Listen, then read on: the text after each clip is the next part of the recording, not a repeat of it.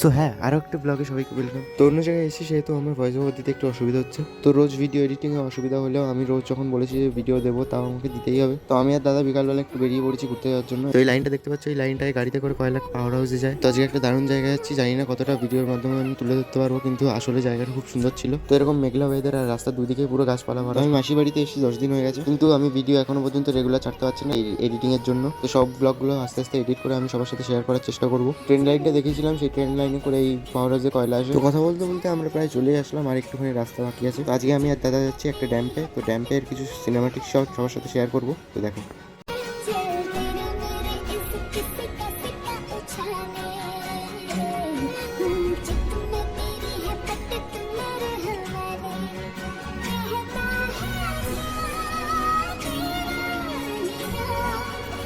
ভিডিওটা যদি ভালো লেগে থাকে তাহলে একটা লাইক করে দেখাচ্ছে একটা নতুন ভিডিও। ততক্ষণের জন্য বাই।